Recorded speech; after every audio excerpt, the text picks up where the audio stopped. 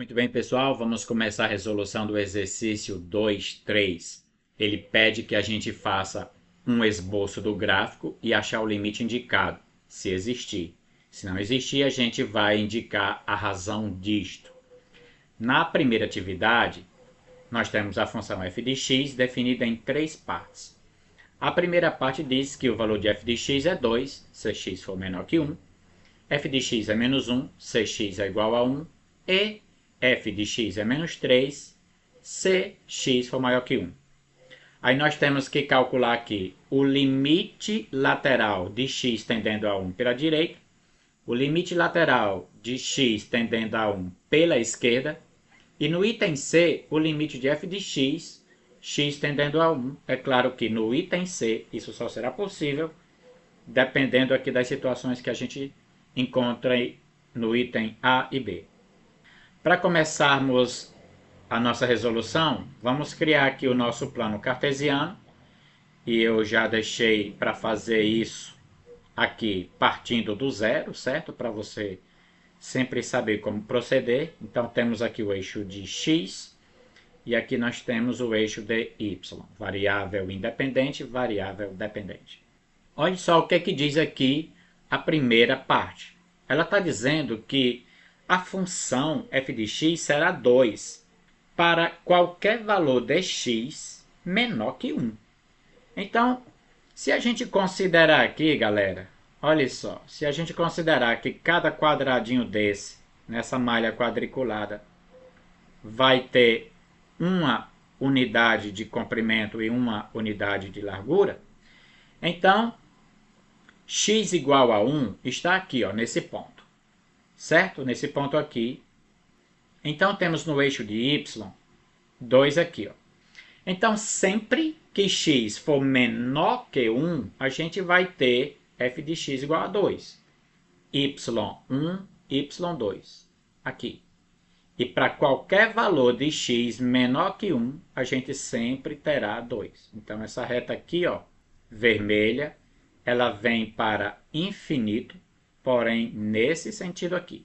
Bem, veja que quando eu calcular f de x igual a 1, ela não está definida nesse intervalo aqui, que eu acabei de colocar. Por isso eu vou colocar aqui, ó, uma bolinha aberta.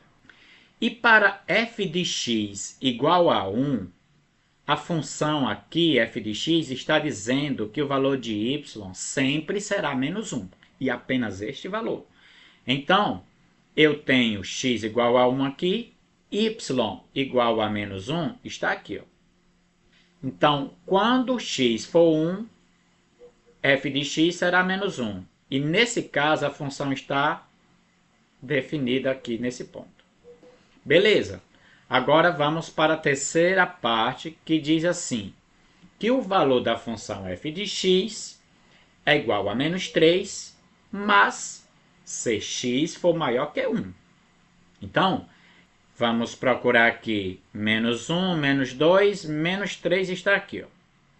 Nessa ordenada aqui, menos 3. A função sempre será menos 3, mas se x for maior que 1. Então, a gente vai pegar 3 aqui, ó, e a função vai ter esse sentido aqui para todos os valores de x maiores que 1. Então, bolinha aberta para x igual a 1. Então, o gráfico está montado. A primeira parte aqui da nossa atividade a gente já fez. E ela vai ajudar a visualizarmos aqui o limite de f de x quando x tende a 1 pela direita. Bem, galera, vamos observar aqui, ó, essa setinha que eu estou colocando aqui, ó. X está tendendo a 1 pela direita, tá vendo? Então você observa que quando isso acontece, y ou f de x é igual a menos 3.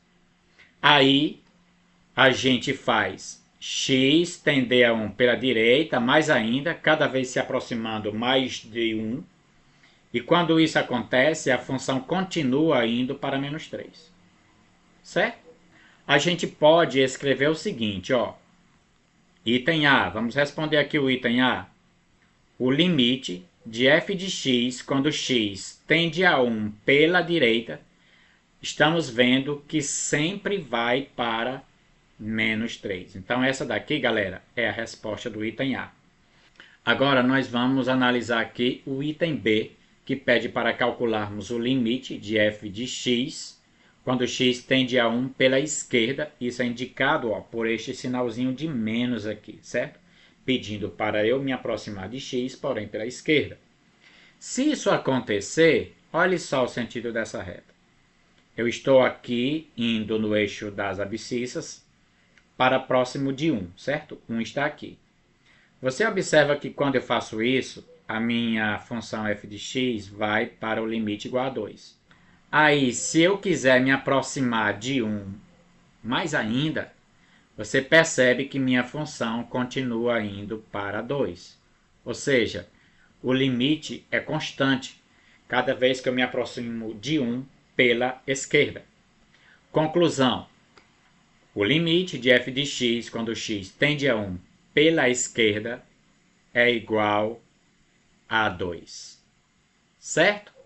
E agora a gente vai analisar o item C, que é importantíssimo. O limite de f de x quando x tende a 1 só vai existir se os limites laterais existirem e forem iguais. Bem, estamos vendo que os limites laterais existem, porém esses limites não são iguais. Conclusão: o limite de f de x quando x tende a 1 não existe. E agora vamos justificar. O limite